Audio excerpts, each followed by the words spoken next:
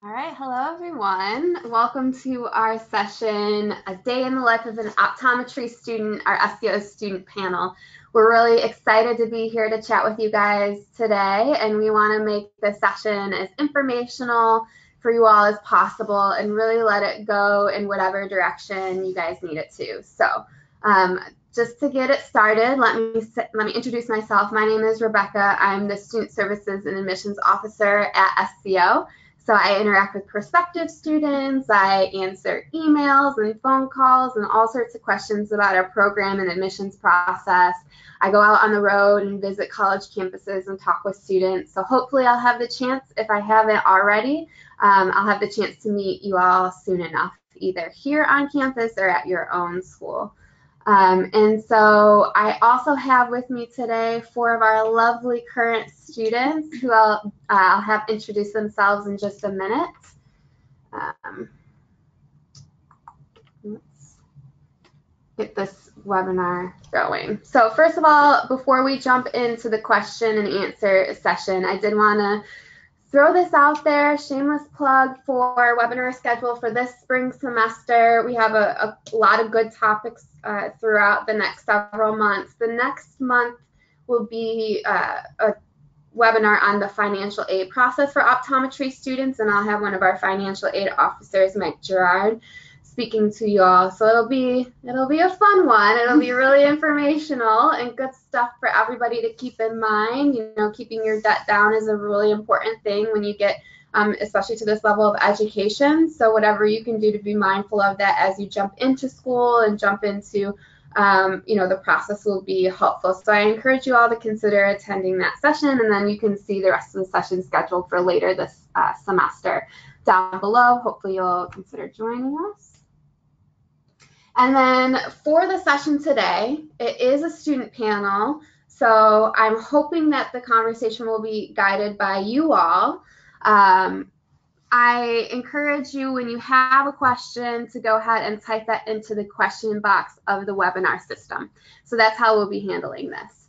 Of course, if you have any comments, if there are any technical difficulties, if you can't hear Alex because she's speaking too quietly, or you want Trevor to repeat something that he said, you can feel free to say those things as well. Otherwise, we're going to be fielding your questions. We're recording the session and we'll post it to our YouTube page as we always do. If you ever want to check back, or if you have to head out to class and want to hear how the rest of the conversation went, check back on YouTube. I'll also share a link to the YouTube page with everyone who registered after the fact as well.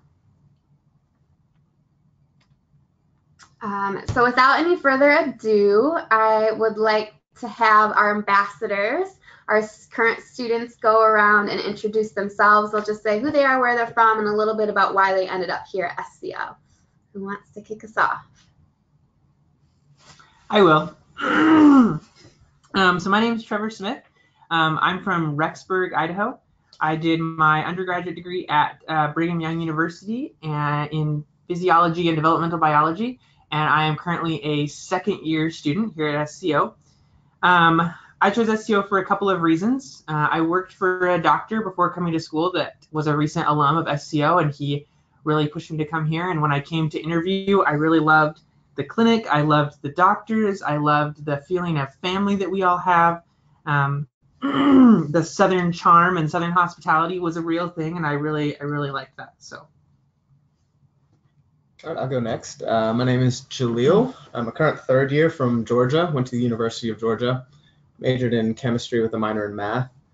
I chose SCO kind of to mirror off what Trevor is saying, really just the welcoming feeling that you get once you step onto campus, and that feeling never really goes away once you're here. So how I was looking at it, I figured I would get a good education at pretty much any school I went to. It was more about where I felt comfortable learning, and I felt super comfortable and welcoming from minute one as soon as I was here. So that was very important to me, and that's why I chose SCO. Okay, hey guys, my name is Alex. I grew up in California. I did my undergrad at the Oregon Institute of Technology in Oregon, and I'm majored in biology, minored in business. Let's see here. I chose SCO. I really second what Trevor and Jaleel said already. The atmosphere here is just awesome. We have one of the larger class sizes amongst other optometry schools, but we are a standalone optometry school, so it's just us here, which is really cool because we get to have a little bit smaller, close-knit family type feel. But for me, really what sticks out is I knew I was interested in ocular disease, and I think just our location and our patient base here is really unique. We get exposed to a lot of different conditions, a lot of different patients from different walks of life, and I just wanted as much experience as I could get before I got out into the real world, and I felt that SCO was the best place to do that. So. All right, guys, and I'll wrap it up here. I'm Lauren. I'm a second year as well, like Trevor. I'm from Baltimore, Maryland, and I went to University of Maryland in College Park. I majored in biology, and I took a gap year before I came here. The reason I chose SCO was, I mean, in addition to the things that have already been said, just the location and the price, like Jaleel said, I knew I was going to be able to graduate anywhere and, you know, be able to practice and it would all be fine. But I knew I didn't want to be so much in debt when I left here. And SCO was really just like the best, you know, the best case scenario. Like I loved the school, I loved the people, I loved the environment, and it was the cheapest option for me rather than going somewhere else. So yeah. Awesome. Thanks, guys. So once again, thank you all for being here. Our students with us today are volunteering their time to be with you. They're all really wonderful, and we appreciate them and want to make the most of this. So at this point in time, we're going to open it up. I do have a few slides with questions of my own that might help to get your brains churning of questions of your own. So we'll dive into those, and then I'll monitor our question box as we go. So first of all, well, we already had them speak to these questions, so where they're from and why they chose SCO. So the next few questions are all about the class schedule, what you do on a daily basis in terms of those purely academic sorts of activities. So if you could describe a little bit about your class schedules, and it's nice that we have both second year students and third year students with us this afternoon because their schedules are quite different from one another. So describe your class schedules or your daily schedules, class and clinic and labs, and what do you like about this semester, this year, and what are you looking forward to down the line out of this experience, academically speaking? Well, okay, so this is Lauren.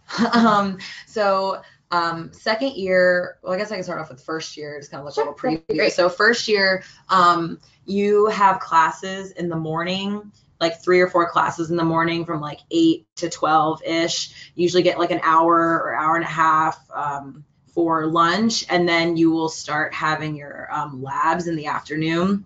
You have like 4 different labs, 1 day off of lab, and they're 2 hours each. So you might have class from 8 to 12, lunch, and then from 1:15 to 3:15 you'll have lab. And then after that, you probably, you know, maybe you want to go work out or you have a meeting to go to. You might be practicing for some of your practicals because you definitely have to practice outside of class, from outside of lab for that.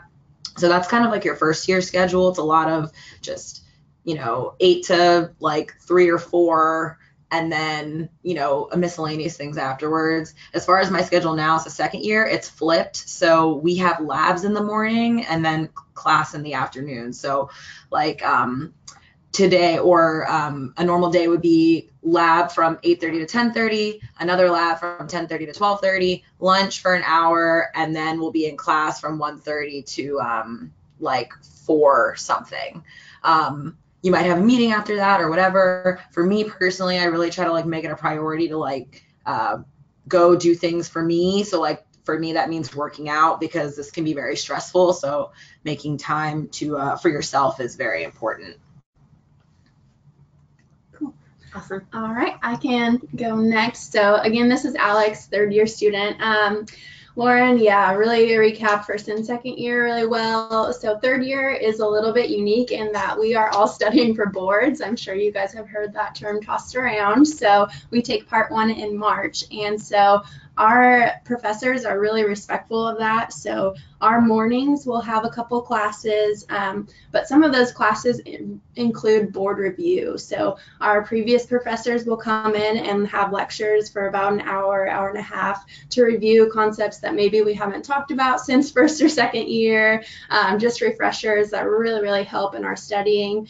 And we have, 4 or so actual classes on top of that that we attend in the mornings. And then we have clinic that starts at 10:30 every morning. And we basically are in clinic the rest of the day. You will see a shift gradually from first year on over, I guess. First year is a lot more classroom time, lecture, lab, but third year we're mostly in clinic with just a little bit of classes. So my favorite part about our schedule right now and just our classes in general, I really love that now that we've been in clinic for a few 8 months yeah, now. 8 months now. Our staff doctors are really stretching us, like as far as concepts and clinical care goes, not just, if you have a patient, okay, yes, I want to prescribe an antibiotic. Okay, well, which one? Which is best for this particular patient? So really getting into the nitty gritty of patient care and focused on that. It's been really fun. So Jaleel, can you describe what a day in the clinic looks like? So a day in the clinic, the way your third year is going to look, you have 3 days of clinic, and you'll rotate through different parts of the clinic. So for us, our schedule is Monday, Tuesday, and Thursday, and we get Wednesdays and Fridays off. We still have to go to class, but as far as the clinic schedule goes. And one of those days will be adult primary care, where you'll go through and you can pretty much get anyone age-wise, disease-wise. It's pretty much a gamble, just adult primary care, and you get a lot of variety in that kind of clinic, which is nice. And then you rotate through different places like teen clinic, pediatric clinic, VT, in the optical, contact lens. We have pretty much a department for everything. So you get a good widespread education and variety. You may not want to work in contact lenses or pediatrics, but before you graduate from here, you're going to definitely have the experience and be able to do that if you happen to have that patient come to your practice. We typically see, just because our exams run a little bit longer now because we're first starting to learn, and we do have to do the entire workup. It's not like we have a tech. So we do all the chair skills, all the history. We run through pretty much the entire exam is ours to do. So the exams run a little bit longer. So you'll see about 3 or 4 patients per day.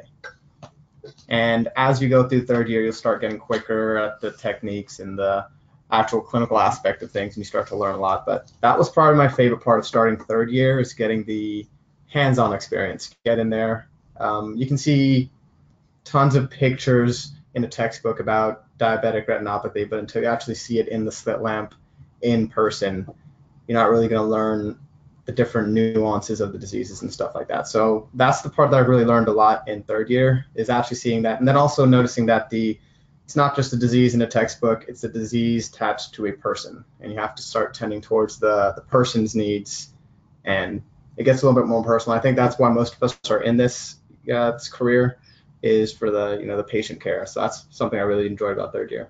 Great. And then one of our third years, can one of you comment on what fourth year entails? Sure. Okay. So fourth year, you have 0 classes and all clinics. So fourth year, you're completely out on rotations, and it works on a semester basis. So you'll have summer semester, fall semester, and spring semester, each about 3.5, 4 months. And you choose 3 different rotation sites. We have externship sites all over the country. It's a really, really exciting process choosing them. Honestly, that was probably like one of the most exciting times during optometry school, is choosing your sites. Anywho, you choose those way in advance so that you can set up housing, that sort of thing. But you'll do 1 rotation here at the eye center, and we say the eye center, but we also have satellite clinics like Focal Point, which is really, really unique setting, like very upscale boutique with a specialty dry eye clinic that you rotate through. We also have University Eye Care, which is attached to the University of Memphis. So you'll see a lot of college athletes, a lot of contact lens, that sort of thing as well. In addition to our patients at the eye center, and like Jaleel said, you get a really wide variety there. As far as other sites go, you'll choose 1 private practice and 1 institution. And I didn't really know what that meant, institution, before I got through this process. So that would be either like a VA center, a hospital, a co-management center, Indian Health Services, I think, and what else? Surgical referral centers. Yeah. So the one I'm going to is mostly cataract surgeries and LASIK surgeries. So we do the pre and post op there. Yeah. So this is really exciting time because if you have a special interest within the field of optometry, and there are so many, this is your time to choose a practice that is really going to, enhance those skills and build a good foundation for what you want to do after graduation. Yeah. Awesome. All right. What do I have next? All right, so next, can you talk a little bit about the differences between what undergrad and optometry school really boils down to, and talk maybe a little bit about your transition between the two? So, Trevor here. I thought that the transition was going to be really hard. I also thought that optometry school was going to be really, really hard. And it's hard, but it's not really, really hard. But I feel like it wasn't that bad of a transition. I definitely feel like I'm having to study more than I did in undergrad. I also feel like I'm getting a lot more out of group study in optometry school than I was in undergrad. I used to just kind of go home from class and read through PowerPoints on my own, and that would be enough. And now it is much better if I can go home and meet with my study partner and really figure out what is going on in all these notes and these complex things that we have to learn about. I would say that I probably am studying about 2 hours a day, maybe 3, whereas in undergrad I was probably only studying like 1-ish, sometimes maybe. So it definitely is more, but the SCO did a really good job of easing us into it. That first year, I felt like was a lot of really good information that was focused on eyes and also focused on helping you get that full view of the human body and really understanding what's going on. And it had a good balance between things that are kind of hard and things that are a little bit easier, so that you were able to kind of figure out how to study and how you were going to be able to get through optometry school. Awesome. Anybody else want to comment? I would just say for me, it just kind of boils down to you really have to take responsibility for the material, whereas in undergrad, I mean, you guys are all really smart, so you could just pretty much cram. At least I did. I did a lot of cramming in undergrad. I would learn a lot, the few days before the test, and then I would just kind of, dump the material from my mind and move on with my life. But you really can't do that here because your future patients are depending on you to know these things. So just taking responsibility and really learning the material inside and out. And just echoing what Trevor said, you really can't fly solo. I know a lot of people like to study by themselves, and you can totally do that, but just beyond the academic and aspect, talking things out, you're also in lab from day one here. And so you need partners to practice your technique, practice your clinical skills on. And so that was a whole nother world from undergrad. So. Yeah, I think that for me, I don't know, I was just very, which I'm sure you guys were too, pretty involved in other things in undergrad, and I'm definitely still involved here. I'm a part of a couple different, groups here at SCO, but that transition from spending most of my time doing extracurriculars to most of my time studying was a big difference. It wasn't like Trevor said, it wasn't like it was the most difficult thing ever, but that was something that took me probably 2 semesters to really get used to. I guess I could round out the group. I took a couple years off actually before in my transition, so I didn't transition from undergrad straight in here. I transitioned from workplace back into optometry school. So that was a bit different for me. It took a while to start getting back into the groove of studying. When I went to work before, I'd go to work, I'd go home, and I'd be done with it. Now I go to school, I'm never really done with school. I kind of got things I need to study for. So that was a little tricky, but within the first, couple test weeks, you start to figure it out again. And everyone was saying here, group study is a very, very big thing. And one of the things that I found, helpful about this transition is the fact that in undergrad, you're going to have to take classes that you're not necessarily interested in. history of rock and roll, art history, random classes that you have to take for your major that you don't really find necessarily the most interesting, but everything here is eye related, and all of us are just a bunch of eye nerds. So I find that I enjoy studying and learning about the eye, so I actually put more effort into actually learning the material. All right, awesome. So we do have a question that came through. How would an older student or a non-traditional student be received at the school, and any advice for someone who is a little bit older trying to get into optometry school? So, I mean, that kind of relates to taking a little bit of a gap. How did you feel about jumping back in, Jaleel, when, we have probably more traditional students coming right from undergrad? It's a bit of a change of pace. So definitely going from, working 40, 50, I was working sometimes 60 hours a week. The paycheck was really nice. So that transition going back into now I only work 10 hours a week is a bit of a change. But to that end, I'm thinking more long goals. The jobs I was working paid decently well. I was doing all right, but this isn't what I wanted to do with the rest of my life.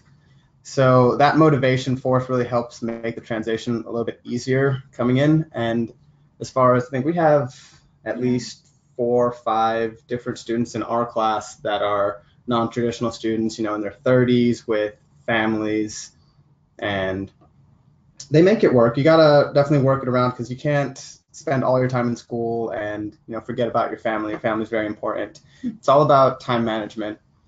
So whereas I would take a break and necessarily go like watch Netflix or go hang out with some friends at a restaurant, that time how I've with what's it, Colin and them, yeah, your free time is allocated differently. So whereas I would take my free time and go to like some restaurants, hang out with friends, they go and take that time to go hang out with their family and stuff like that. It's very doable. You just have to work with your time a lot. Yeah, I would say so. I have a son. He's 18 months old, and I live with him and my wife. And so it is definitely different. I find that usually what I'll do is in the evenings when I'm done with classes and labs, I go home and I'm done with school until my son goes to bed from 5 until 8 or whenever that happens to be. And I really try and focus that time. And then I make sure I set time aside after that so I can still get my studies in. But if you organize your time right and figure out what works best for you and your family, you can make it work. Hundreds of people have done it before, and hundreds of people will do it after. So, and as far as acceptance, like Jaleel said, I don't think it's anything I would worry about. We have people that are older in our class, and we've all spoken to the fact that at SCO, everybody feels like they're part of a big family, and that goes for everybody. And I don't know, we're all really good friends, even between classes. And from an admissions standpoint, the only thing I'll say in addition to what the students have said is that, first of all, we don't take age into consideration whatsoever when it comes to the admissions process. The one consideration for a non-traditional student is the length of time that it's been since you were in class. We have a set of prerequisite courses that we require, and we do require that at least 90 credit hours, ideally 120 or a bachelor's degree, have been completed by an applicant. Those classes and the prerequisite courses you've already taken don't necessarily expire, but we do want to see some recent coursework. So specifically, we're looking for at least 1 chemistry, 1 biology, and 1 physics class to have been taken within the last 5 years. So I'm happy to have a longer, more detailed conversation with you about that. There could be some other things I'd advise you on. Thank you for your question, but definitely make sure to follow back up with me or one of the admissions officers, and we can talk a lot more about that. But short answer, age is not a factor when it comes to your competitiveness as an applicant. It's more about your recent experiences. So thank you for that question. Another question, do you share the same schedule with everyone in your class? So you are all taking the same classes at the same time. Like I said earlier, with you having class at a certain time every day, all of your classmates in your year are going to be taking those classes. The only thing that's going to really be different about your schedule is the lab schedule. We have 135 people in my class. Each lab there's 5 lab groups. Each lab has 20 some 30 people in it. So you'll have those different things on different days, but you're all going to have the same things within a week. It's just depending on what day you take it. But all the lectures are everybody at the exact same time. And then how much free time would you say you have in a day, and what do your weekends look like? I would say that differs depending on where you are in optometry school.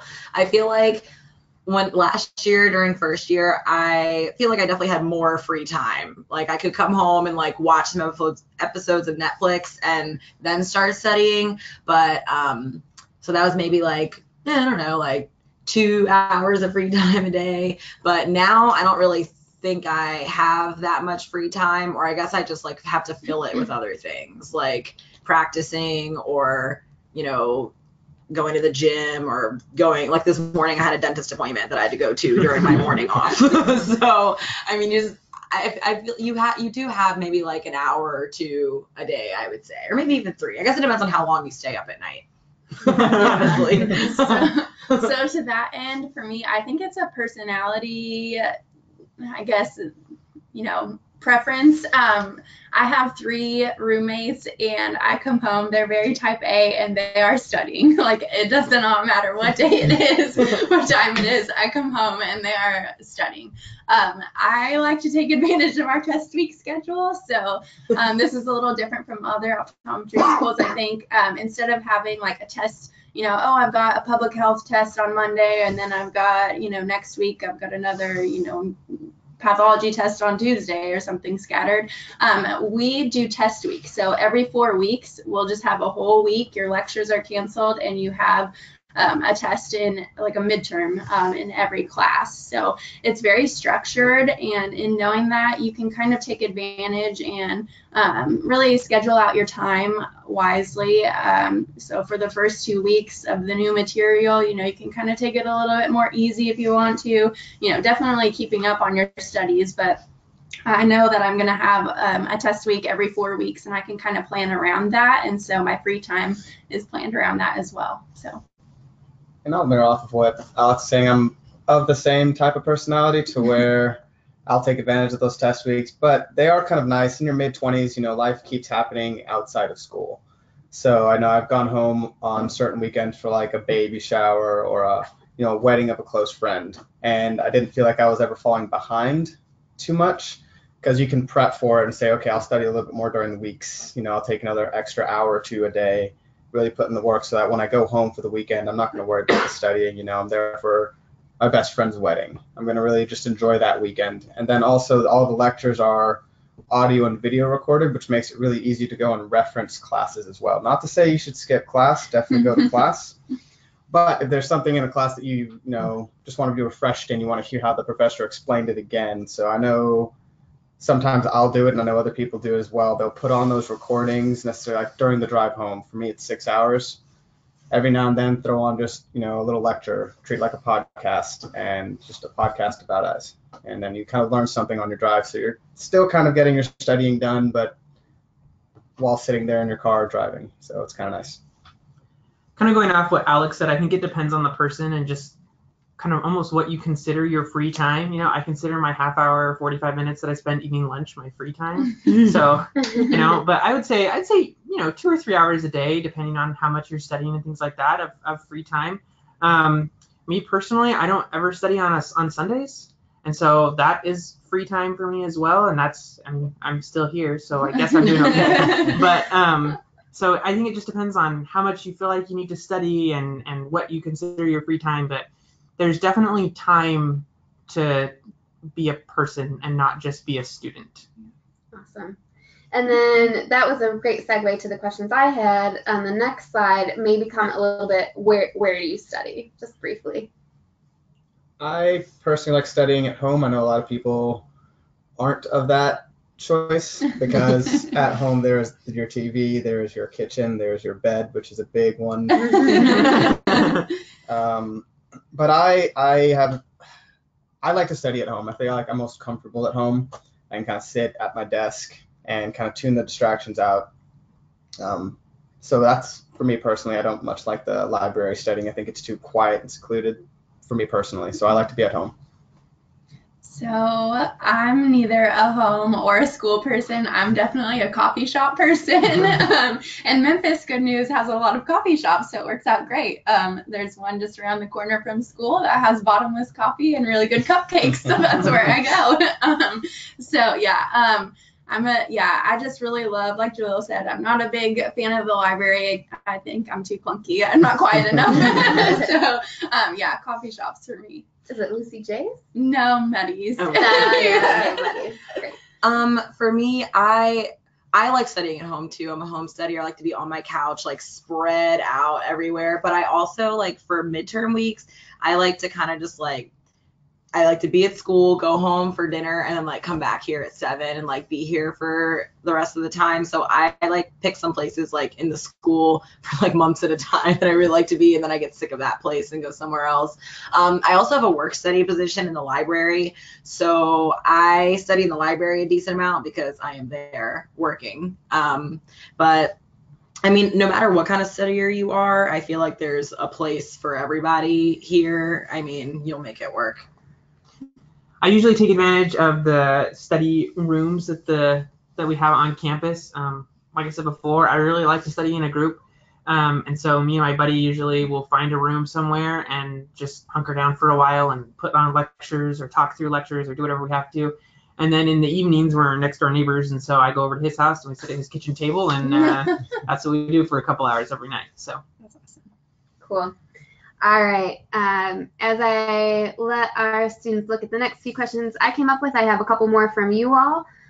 So thinking back to before you started optometry school and you were going through the wonderful admissions process, you had to take that test, if you remember, the OAT, your favorite thing you've done. Do you have any tips or things you would suggest for people getting ready to take the OAT? I would say make a schedule or figure out what works for you. I guess I was really nervous going into studying that exam because I just didn't think I could trust myself to like study enough every day or like study like how I needed to be ready for the exam. But the classes, in my opinion, like the ones where they like teach you and everything you go, like they were just like too expensive for me personally to afford. So I was like, all right, well, this is what we have to do. So during the summer, I would suggest just like picking a date to take it. I picked August 1st, and I took 2 months, made an entire study schedule, like based on the Kaplan book, because that's what I used, and Chad's videos online. And I just, kind of put it all on a calendar and made sure I did what I had to do every day. And however long it took me to do that, that's how much I did it. I was working at that time too, so it's like definitely doable to work and study for the OAT, but you kind of have to go off of like your own like study habits there. one of the things that I would recommend that I did, I did a lot of practice tests, and I set it up so that when I would do a practice test, I would set it up just like the test. So I went to a place that was quiet, just like the testing room would be. I took the test. I took the breaks just like I would during the test. I took the same snack that I was going to take on test day. I did everything exactly how it was going to be so that I wouldn't be as nervous and I would know exactly how the day was going to go. The questions were just going to be new. Mm-hmm. That's great. And just a heads up about the OAT for those of you getting ready to take it, that we will have another session all about the OAT, and I'll have a couple more probably first year students join me to chit chat about that, since they're ones that have more recently theoretically taken the test. So yeah, hopefully you can tune back in. I can't remember exactly what month it was. Maybe you saw it on the schedule, but you can see the schedule on our website once again. All right, so another question from you all. What technology do you utilize for taking notes in class and or studying? I use my laptop. I think that's a pretty popular one. There are people that go old school with the notebook and the 18 different colored pens, and it does look very good, and it's very good for studying. I just don't have the organization or the patience for it. I hate writing out notes for hours and hours. So I personally like the laptop, and I'm a very auditory learner. So I'll re-listen to the lectures over and over again. And then right after that, me and a couple of my other friends will just sit around and talk about it. That's how we did first year a lot. We would just listen to 3 lectures about, let's say, anatomy, and then we'd sit up and we'd toss a tennis ball across the room, just kind of talk to each other about, all right, so this vein goes here and it drains into this, and this artery goes this way. So that's how I went about studying. I wish we had a tennis ball. Yeah, so most people just take notes on their computers. We do have a service. We have a note taker service. So after the first week of classes, your class will vote on a note taker, and you can purchase them. I think just depending on the credit hours, the price varies a little, but I think the most expensive is like $11 for a whole semester of class notes, which is awesome. So it's kind of a double-sided thing. You get awesome notes if you know you're not the most awesome note taker yourself. And if you are, voted to be a note taker, that's a whole lot of money in your pocket just for doing something you would already do. So that's a really awesome service we have, and I definitely have taken advantage of that for a few classes because you'll hear this probably a lot. Optometry school, it's not that the material is super, super hard. It's just a lot of it. And so you'll hear, drinking from the fire hose your first year and that sort of thing. And it's true. It's just a lot of information. And if you're going to spend that much time, making your own notes, it does take a lot of time. So we do have that service, and it's awesome. As far as other technology, like Jaleel said, all of our lectures are recorded on a service called Tegrity, which is great. You can re-listen, you can see the PowerPoints, you can see your professors on the recording there, and you can speed it up or slow it down, which is awesome as well. And as far as keeping everything straight, I use OneNote. I don't know if you guys have used that before, but it's really, really great just to keep everything organized. You can have different folders for different years, different classes, that sort of thing. So, yeah. Drinking from the fire hose, one of those Southernisms. It's my favorite thing about moving to the South is all the Southernisms that I hear. All right, another question from the room. Are there a lot of study rooms, I assume, on campus and places you can reserve? So there are a lot of places to study and study rooms on campus. I think I've utilized all of them. There are study rooms. So in the library specifically, there's little study rooms in the back that you can use. You have to be a little bit quiet there because it is a library, but you can still talk to people and have multiple people in those rooms. There are study rooms on our fourth floor where our little Blink cafeteria kind of area is. We call it Blink, that have whiteboards in them and things like that, and you can hook up your computer to the TV. There are ones on the first floor, and also little breakout rooms on the second floor. They're just kind of scattered throughout the building. You don't really reserve them. The school kind of holds us accountable to be good people about not, and be adults about not hogging a study room for hours and hours and hours upon end and for days at a time. And I think it works out pretty well. Especially when it comes to midterm week, people, like we said earlier, have their own study habits. They might not even study at school because they might like to do it at home or the coffee shop. So I've never really, it gets a little bit more dicey when everyone's here during midterm weeks, but I've never had a problem where there's not a study room or a place to study in the school. So you guys are all great at being mature adults. Yeah. Hopefully by 24 I can manage that. All right, so this question says, I have read some news articles that Memphis is not the safest city. Do you feel like these claims are true? Do you have to take extra precautions in your daily life? No. I don't know. I feel like Memphis is really safe. The campus does a really good job. There's always security on campus and in the parking lots and things like that, and everybody's wearing a badge. So the campus especially is really safe, but I feel like as long as you're not walking around alone at night or something, you're going to be fine. Memphis is, I don't know, to me feels like a fairly safe place as long as you are not being dumb. I don't want to say it like that, but that's kind of what I feel like. Yeah, I feel like it's your normal precautions. I don't know. I'm from Baltimore, so I guess that I come from a place that's a little bit more dicey in that way, but I've never felt unsafe here. It's the normal things that you would do, I think. I don't know, probably not going wandering around at 4 a.m. is the best idea, but I'm sure it's been done. But yeah,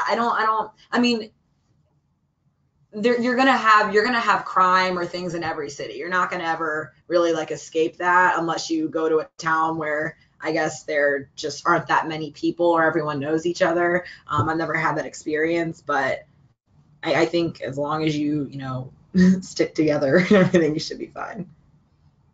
Cool. Will you guys comment then on what you like about Memphis or what your impressions are of Memphis now that you've been here for a couple years? What do you do around the city?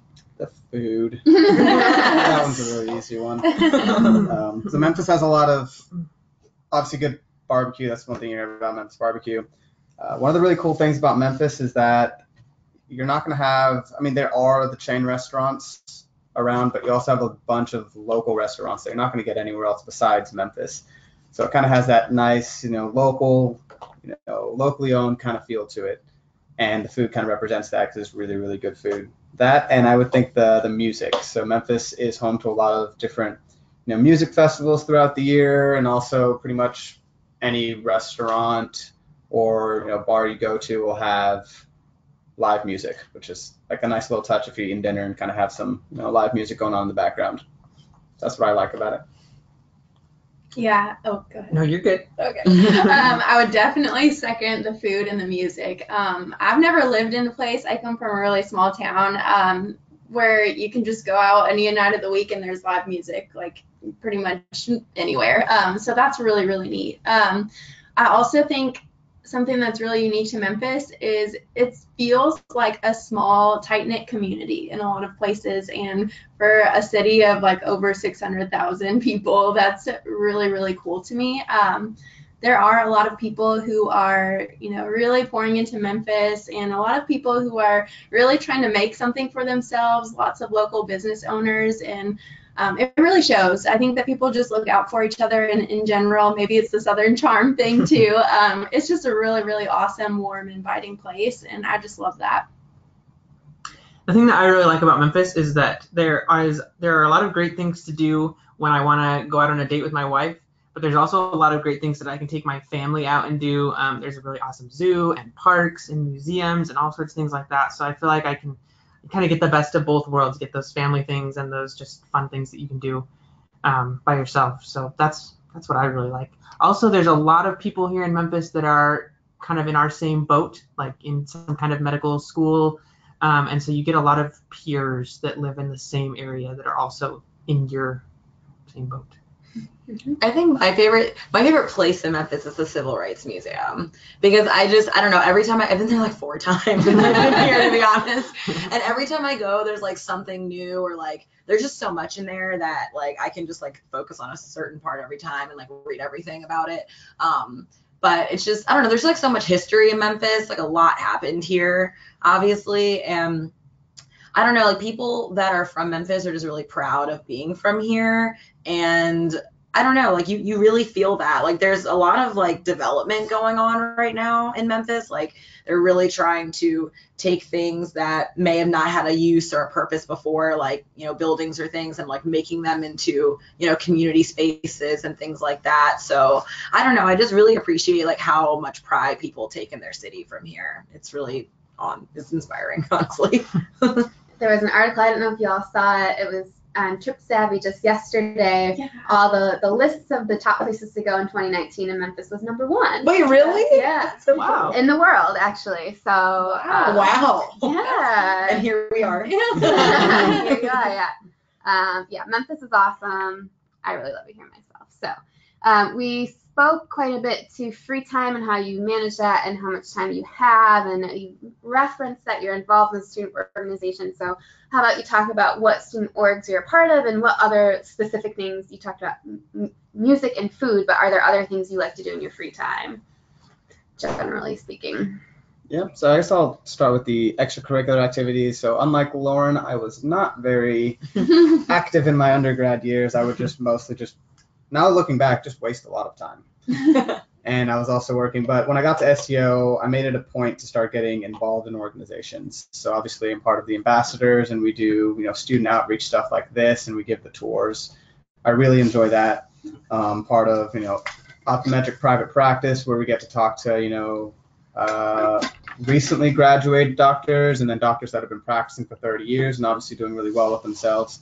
So there's groups like that. I think my favorite group that I joined last year's a group called SPOSH, or SBOSH as some people call it, which is just it's more of a mission trip based group. So all year you fundraise for this trip you take in summer. So last year I went to Belize, and you give out free eye exams to the locals, and you really just get to help out a lot of people in need. I think we saw about 750 750 patients in that time, and just people that just really, really needed the help. And SPOSH goes to about, I think this year we're doing 8 different countries. So that's one of the really, really rewarding things about this. You get to, learn all this stuff here in Memphis and then take it out to another country and help a lot of people. And then we also bring a bunch of glasses with us, and we'll just give these glasses out to the people. I'm involved in a group called, I'm on the exec board for a group called NOSA, lovingly referred to as NOSA. It is the National Optometric Student Association. It's the student chapter of the NOA, which is a national thing. But basically our group is, we're basically like trying to foster minority involvement in optometry and serving underrepresented and underprivileged communities. So that was something that was really important to me to join. But I'm also involved in COVD, which is like a group for if you're interested in like vision therapy or things like that, or maybe like pediatrics. We always have cool speakers come in or like webinar in and like tell us about their practices or, residencies or things like that. And it's always just, I don't know, being involved is really good because you get to, before you get to like 4th year, like Alex was saying earlier, and like really be involved in those things, you get to like have people talk to you about it a little bit more who are working in the field right now. Cool. All right, we're getting down to the end. Is there anything that has surprised you about optometry school? Or any other final thoughts or recommendations? Anything else you guys would like to comment on? I have one. Okay. Let's hear it. So, this is really one of my favorite things about SCO. I considered a lot of other kinds of like things in the medical field, medicine, dentistry, all that kind of stuff. And, those have their place, but one of the reasons I decided medical school wasn't for me was because the environment from my friends that were already there seemed like it was very, like for lack of a better term, like almost like cutthroat. Like it's just so intense. People are like competing with their classmates and things like that. And I guess we kind of are technically, not really though.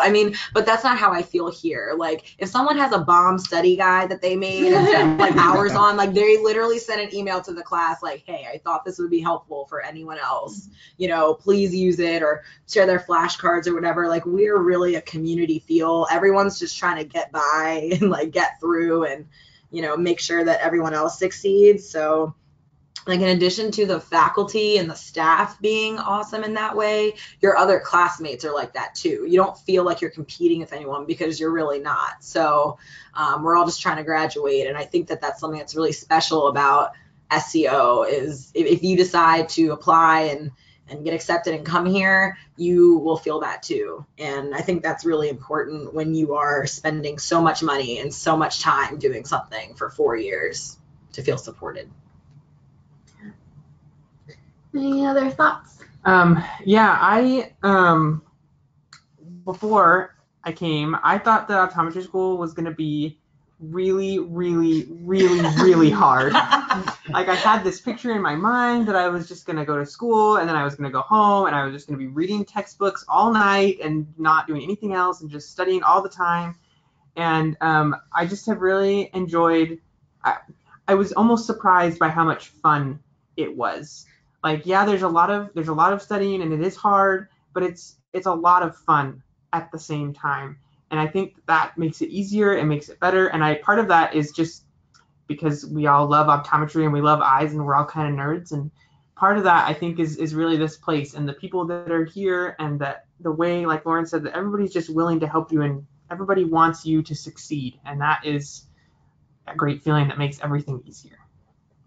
I think one of the really cool things that I guess surprised me about optometry, you think, okay, I had my college years, I made these lifelong friends in college, and then now I'm a little bit older. I didn't necessarily expect to get the friendships that you get here, but from day one, it was pretty evident that like I met some of my best friends here, people that I'm going to stay in contact with, throughout my life and obviously my career. I actually went to a guy I met the third day I was here. I actually just recently went to his wedding last semester, which was like just a really cool environment to like go through and be like, hey, I met you less than 2 years ago and we've become such good friends that I felt a little honored that he obviously invited me to his wedding along with like his high school friends and childhood friends as well. So you really get to foster like this, I guess, thing that's been echoed, just family, community type feel. And you're going to meet some of your best friends here, and you're going to, I think it's really cool outside of obviously the school that we're learning and all that stuff. And it does make getting through the school, like Trevor said, a lot easier if you have, these tight groups of people that you can really depend on and count on. So that's one thing I really liked about SCO. And the bread pudding, right? And the bread pudding. Anybody considering doing a residency? I have been, still haven't decided yet, but I do want to get into the vision therapy and neurorehabilitation specialty. So I've been thinking about doing a residency just to get a little bit more experience in that field on top of the amazing experience that we get in the clinic here. I'm also, third year, I think when our application's due in January of fourth year, I'm also still on the fence. So if you get through school and you start realizing that, I don't know, am I running out of time? I know students that have decided first semester of fourth year that, all right, I want to do the residency, and you're not necessarily behind the ball as long as you get your application out on time. So it's something to always keep in your mind if you want to. I know I've gone back and forth. Depends on which month you ask me. Are you doing a residency? I think this month I'm pro residency. So my two would be ocular disease and contact lenses. I think those are my two big interests. So if I was going to go for the residency, which apparently I am this month, those would be my two. So I would say pro residency.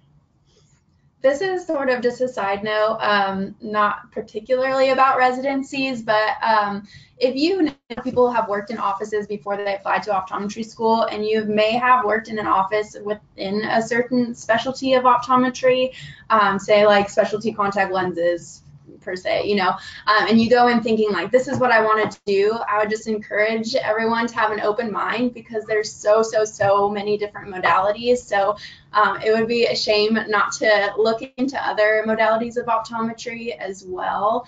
That's just sort of my little plug. Like for me, I love ocular disease and I still love ocular disease, but there's so many other things that I didn't even know about and I wouldn't have known about if I didn't take interest in those as well. So yeah, I guess just come into school with an open mind also. All right. Are professors fairly accessible? Here, yeah. It's almost, they'll get in touch with you before. Yeah, so one of the really cool things, so my personal story, the professor that interviewed me, I guess this would be close to 3 years ago now, he still references stuff from our interview date because he's one of my staff doctors in clinic last semester. So they're very accessible, they're very open. If you need to just pop in, say hi, have a chat. If you want to talk about a test question, door's always open. And they're also very friendly. It's not intimidating like it might seem in undergrad if you go talk to this professor and they have to look up, which number are you? Oh, you're number 879. No, it's like, oh, hey, you're Jalil. So sit down. I already know you.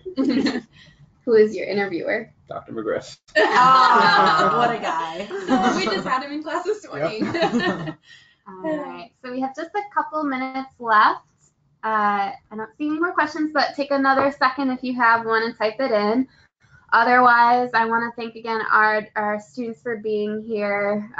If you have specific questions for them, I'm not going to have them rattle off their email addresses right now, but you can email me or admissions@sco.edu, and I can get you in touch with any of the students here, or if you want to talk to students from your home state or whatever characteristic you share that you want to speak with some of our students, we definitely want to get you in touch with them. Erica says thank you all as well. So thank you all out there in our audience for being here. Hopefully this was helpful to you, but know that we're happy to get you in touch with students anytime if you have additional questions that pop up.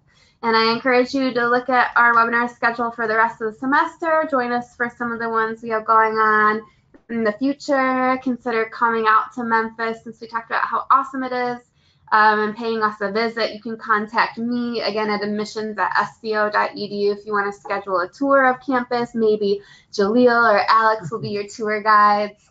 Trevor and Lauren, maybe, I don't know. And then we can have you meet with an admissions officer. So whatever you guys need, let us know. For those of you who know you're coming in the fall, we're so excited to have you. We can't wait to meet you once again. Woo. Yeah. So unless, Matthew says thank you all too.